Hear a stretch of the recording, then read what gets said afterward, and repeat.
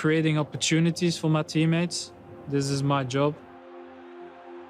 I think in one way it's even more difficult to create than to score.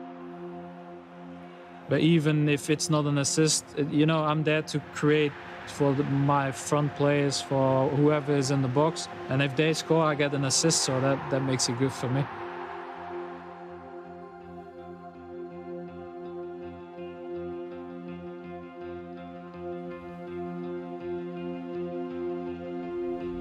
Born on the outskirts of Ghent in Belgium, a 14-year-old Kevin De Bruyne made the huge decision to leave home and move to Genk. You could already see that he would be a class player. What he did at Genk, he became champion there as well, and you could see his qualities already. So you could see at the early age of him that he already would be a top-class player. Those performances resulted in a £7 million transfer to Chelsea, but the young Belgian struggled to get noticed at Stamford Bridge. I think things didn't work out at Chelsea for Kevin because, one, he was a bit young, I think, and maybe that move from Belgium straight to a Premier League team, like a big Premier League team, a Mourinho team, was maybe too big. This was big boy football. This is Mourinho football. This is like, you're on your own here. And the fact that his own football was still being developed, really. He was nowhere near the finished article by then. So I think all those things were a bit too much for him when he came to London. It was in the Bundesliga where De Bruyne forged his reputation, first on loan at Werder Bremen and then at Wolfsburg.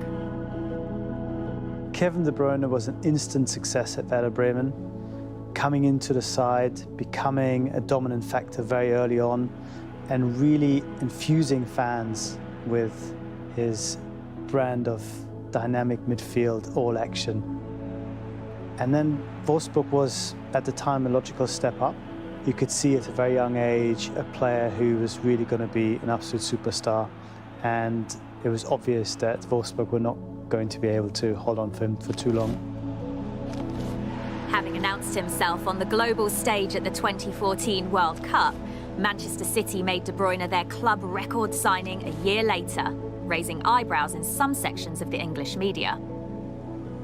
This was a prime example of Kevin who, the guy who was at Chelsea, no chance. He didn't cut it at Chelsea. There's no chance he's going to do it at City now. £54 million. A player whose values trebled in the last 2 years since Chelsea sold him to the Bundesliga. I had no doubt whatsoever that Kevin De Bruyne was going to be a huge success in the Premier League and at Manchester City in particular. They bought an absolute superstar, and I think in no time it was clear that this guy was going to be the real deal, and whatever happened before at Chelsea was no real reflection on his talent. Navas, look the space here for De Bruyne! That's how to finish! He's only been in Manchester a few weeks, but this place is fast becoming his kingdom. He's a bit quiet, he talks in the pitch, he's very competitive, and he has a way to play that is not very common in nowadays. The normal thing about him is 1-2 assists every game, or 2 or 3 big chances created. That's why he's so important for us. Well, Kevin De Bruyne is the best passer of the football in the world. He's a brilliant creator, and I think everybody loves watching him play. I think he just plays the game at his own speed. De Bruyne! Oh, that is outstanding! Truly brilliant from Kevin De Bruyne! Belgium arrived at the 2018 World Cup as one of the favourites, with De Bruyne helping the Red Devils to a famous victory over Brazil in the quarter-finals. As a team, we were really solid, especially because I think in the second half we really suffered. I remember Kev scored the second goal, which really gave more time to breathe. That was an amazing goal. Obviously, he's one of our best players, and I think he shows that every week with City as well, how vital he is to them as well. I think take him out and they will score less goals, and that's just how it is. I think it's the same for Haaland now. I think he made the right choice to go to City, because if you have someone like Kevin behind you, you always get a chance in a game. Kevin is an amazing player, everybody knows, and there's so many good players here, and not only him, of course, he's good, trust me, but it's insane, you know, the passes, we find each other. I've been here for a couple of months, but the chemistry feels so natural. I go on the run and he finds me. When this feels natural, nothing's better.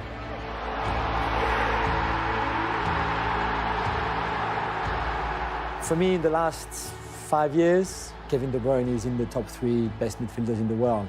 I love intelligent footballers. For me, you can be gifted and you can be born like that with a technical gift in football.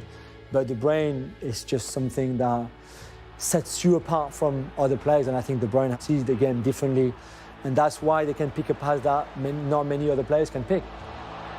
I think if he continues the way that he's playing, I think he might be the best player Belgium has ever had. I don't think Belgium are favourites, but he could carry them there. You know, he's that good. Everybody that plays with him benefits from playing in and around him. He's a great leader. He's had amazing seasons, but he hasn't really had that one iconic moment that people remember him for. I think this could potentially be his World Cup. He absolutely is one of the best midfield players I've had. Fortunately for me, an incredible top talent, of course, is one of them. Maybe he's the most direct, clever in terms of an assist and the forward vision. And of course, he's one of the best.